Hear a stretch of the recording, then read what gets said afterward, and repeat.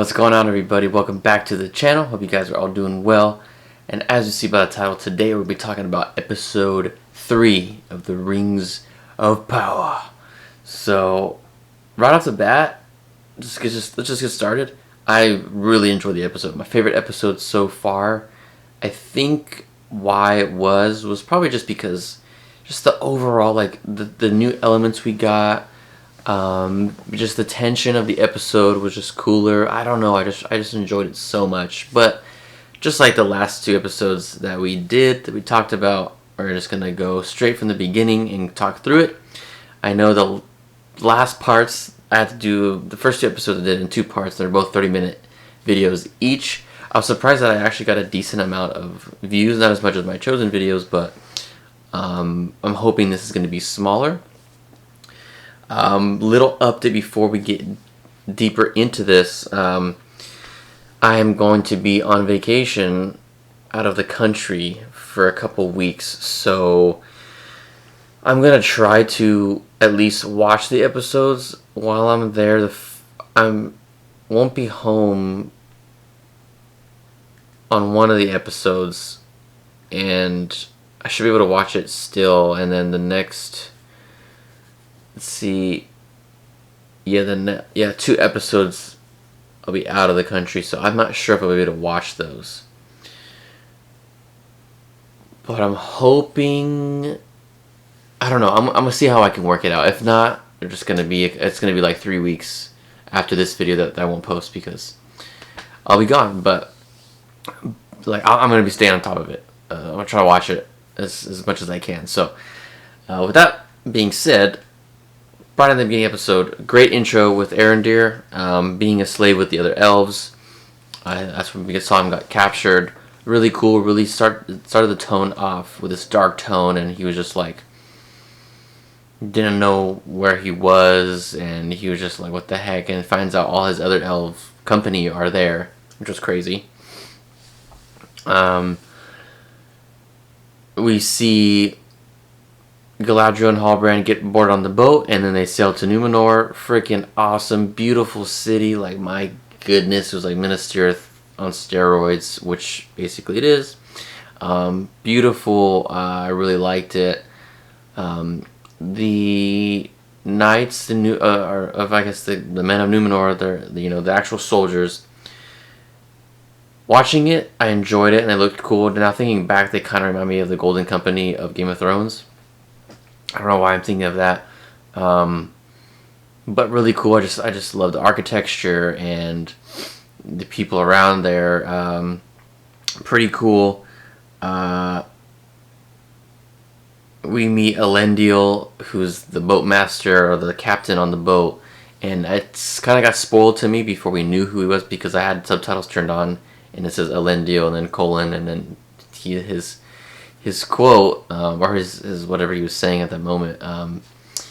But freaking awesome, and I'd been telling my dad because I watched it with him, and then some coworkers that I've been watching it with. Like, that's like, if you guys don't know, watching this, and spoiler alert, Elendil, you'll see in the Fellowship of the Ring in the intro, he's the king who confronts Sauron, and then he gets hit. And then his son Isildur, who we also see in the show, takes up his father's sword, cuts the finger off Sauron, killing Sauron, and he takes the ring, gets corrupted, blah, blah, blah. That's them. Pretty freaking awesome. But obviously it's going to be way down the line. But again, the time frame of this show, we don't really know. They're going to be compressing a lot of time. So we'll see how that unfolds. But obviously Elendil is going to be much older. Isildur is much older when that happens, but Isildur's like a 19-year-old kid, looks like, or 18 or something. But still really cool. Elendil just seems like a really cool dude, super wise, and interesting to see how he's going to be intermixed in this early stages of his quest. Because, again, spoiler alert, and what I just said, he becomes the king. So, interesting. And speaking of kings, this Queen Regent, interesting character. I'm just not impressed by her at all. I'm just kind of like, okay, what's going on here? Like, I get it because there's this not hatred, but despise of the elves. So she's kind of like hesitant. But when Galadriel was brought in front of the Queen Regent with Halbrand, in her speech, she's like, "I am Galadriel," leader of the Noldor or whatever she says, and I was just like, okay, like I was like kind of whatever with Galadriel like here, but that brought her up to here, and I was like, oh, she's just okay. That really made me like her, and I was just like smiling. I was like, oh, this is awesome. Like that was cool. Just a big smile on my face. Fast forward, the House of Lore, a little bit of lore of the House of Lore. She's like, it was built by Elros, which, if you don't know, that's Elrond. That's his brother Elros. So that was cool to kind of get that little bit of lore put in there. We heard about Elros. That was really cool. The discovery of Sauron's plan was really great, full of suspense. We talked about it in the last episode where people were speculating that that symbol of Sauron was a map if you turned it on its side, and that's what turned it out to be. It was a map, and it was, the walls, I guess, the mountainous walls of Mordor, and then the peak in the middle was Mount Doom. So that was pretty cool to find that was true. Really cool seeing how they kind of unraveled that. I really liked that.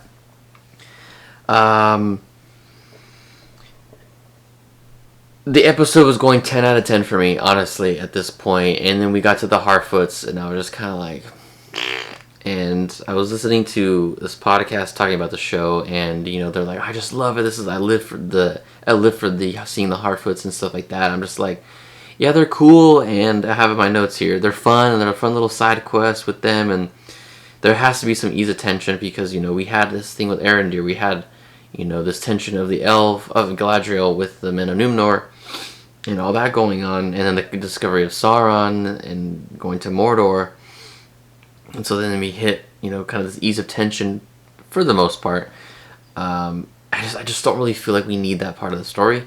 There's a lot to be wanted for me there. And with the stranger, and it's just going to be interesting to see how they evolve that story. In this episode, we saw how they're all kind of having their little meeting, remembering the fallen Harfoots who have fallen behind in the journey and the migrations. And then the stranger walks upon them and destroys some of their stuff.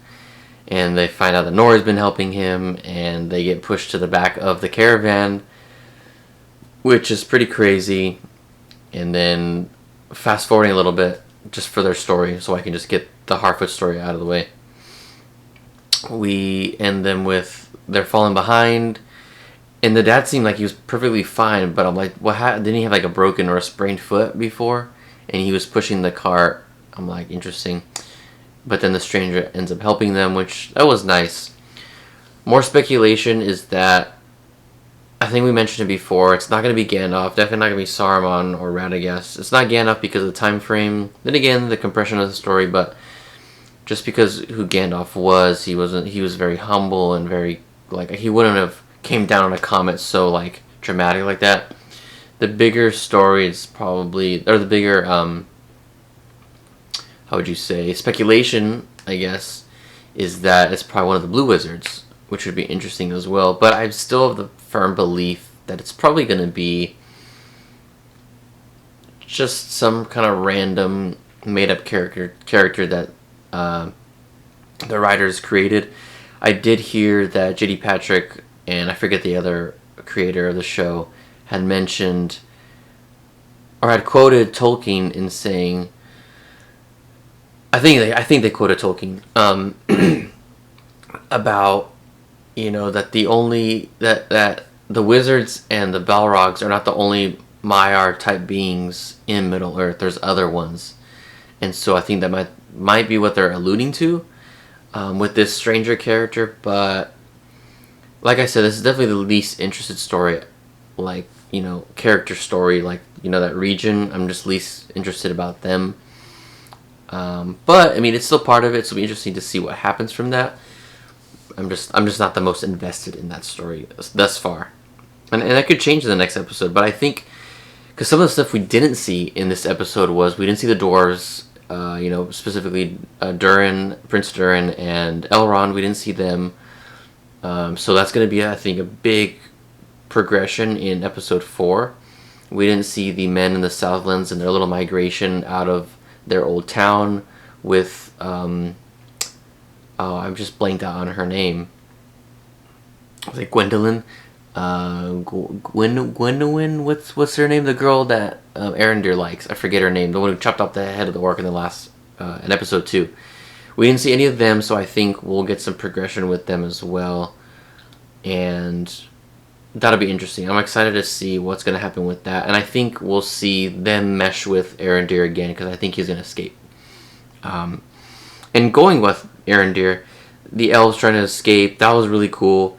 Awesome fight scene, really cool. We saw it in the trailer with Erendir. It just looked like he was jumping over, and I'm like, it's kind of like one of those weird jump cable kind of jump scenes that they do with a stunt person, and it just doesn't look too great when they put it together from the trailer. But then I saw it in the episode, and he's jumping, like he's climbing, running on the chains more like, and then like just like that, and hitting down the canopy. That was cool. That looked good. I really like that. Then they're all fighting, trying to break the chains, and that they're like the orcs. Okay, orcs looked great. I wish their voices were a little more menacing, because again, I'm so used to Lord of the Rings, and they did it in the original trilogy. They did it so well that I was kind of not disappointed, but I was just looking for a little bit more, just kind of like that,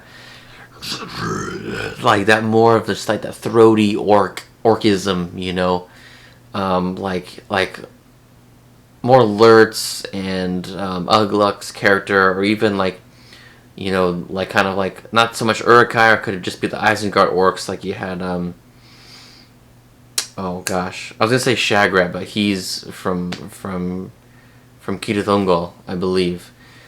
But just kind of like, or is it Shagrat? Is it him? No. I'm thinking of that blue orc who gets his head cut off because he's trying to kill Merry and Pippin in the Eves of Fangorn.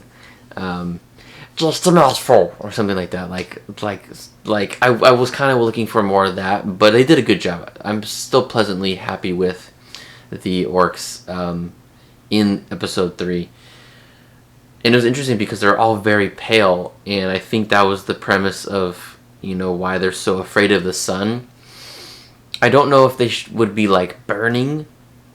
I was talking to my buddy about it, and him and I are like huge Lord of the Rings Tolkien fans, and he's more of like he's like the Tolkien scholar more than I am, and he's just not happy with the show. But I was like, I had nitpicks, so I knew he wasn't gonna like it. But we're talking about it, and just how like the orcs, like if their hood would come off, and the orcs were like, psst, like I'm melting, like they're the Wicked Witch of the West kind of thing. And if anything, it's more like they're blinded by it, not so much burnt by it. But I kind of see they're probably just trying to go with some little bit creative freedom with that, which was okay. I think it was maybe too dramatic, but it was still kind of cool. But the orc, I mean, I'm really happy that they didn't do what Peter Jackson did in The Hobbit, which was going super CGI with all the orcs. I think, off the top of my head, there's like 3 scenes in The Hobbit that they used prosthetics, and it looked amazing. But everything else was just like, come on, like you could tell it using CGI.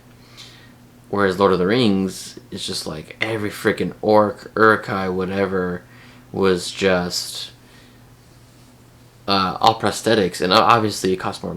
I mean, it's more time consuming for sure, which ends up costing money. But I'm glad that they did that with the Amazon show. But of course, they had so much freaking money to do so. But I'm glad that you invested it in doing the orcs in prosthetics, because it looked great.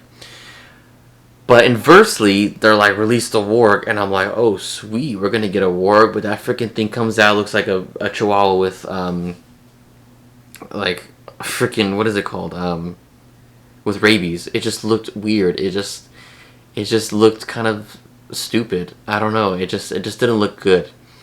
Like, it looked creepy, but I wasn't scared. The wargs of Isengard that were and the two towers looked good. You know, I think Tolkien just meant it to be just wolves, but he just kind of used the name warg. I wouldn't say interchangeably, but as just an earlier version of a wolf, and not to make it seem like they were a different being entirely. And Peter Jackson just kind of made the creative freedom in Two Towers to make them look like that.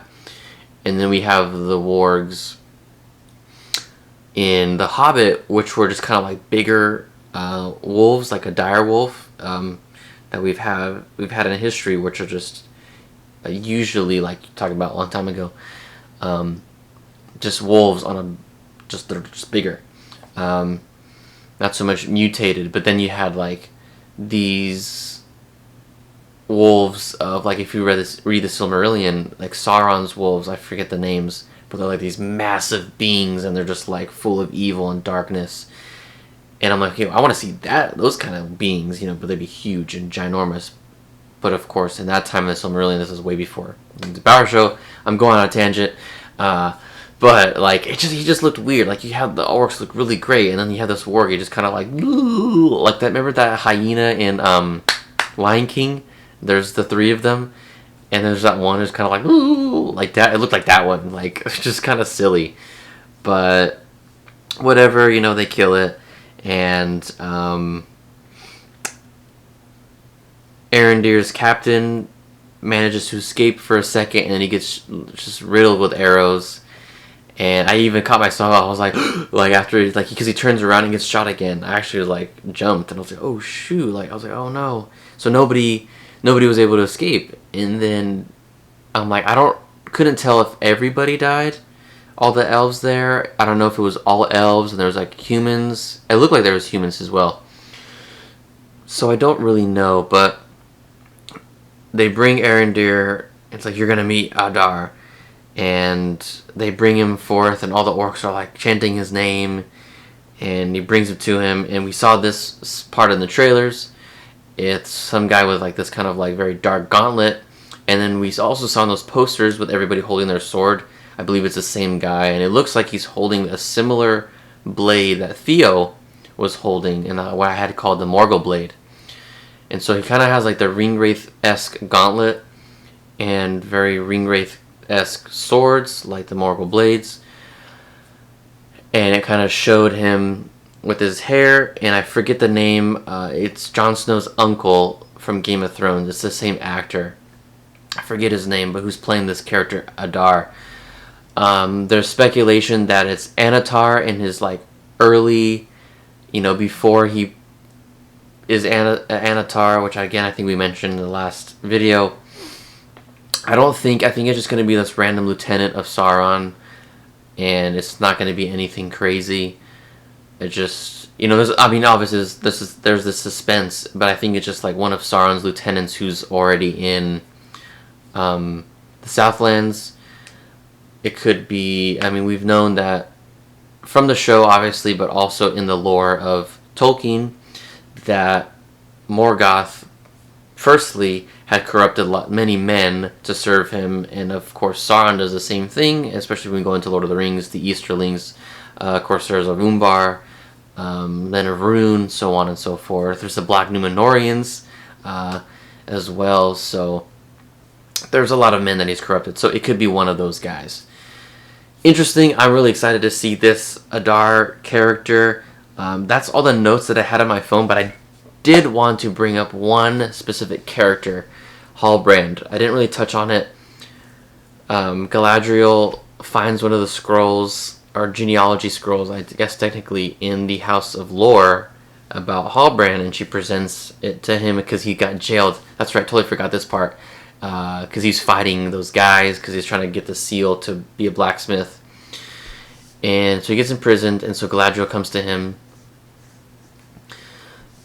and presents him with that scroll because she noticed that little tote or medallion, I guess, on the little bag that he has around his neck, which is interesting because if he gets imprisoned, you're usually stripped of all your possessions that you have on you, but he managed to keep that for some reason, I guess. I don't know, but it has a sigil, and I saw people speculating because there's like a winged helmet or something, So it could be corresponding to the winged helmet of Minas Tirith, because it evolved into the tree, the white tree of Gondor, with the winged helmets, I believe, in each branch, something like that. So they're thinking it could be him. It could be like, but Gondor isn't a kingdom yet, if I'm not mistaken. I believe Elendil and Isildur and their other son Anarion create the city and the kingdom of Gondor. Kingdom of Gondor, and with thusly Minas Tirith, Caradhras, Osgiliath, so on and so forth. But I'm thinking that, or there's speculation that Halbrand could be Sauron, but more likely the Witch King before he becomes the Witch King, because he's going to become a king of Gondor and then be corrupted and become the Witch King. Thoughts, guys?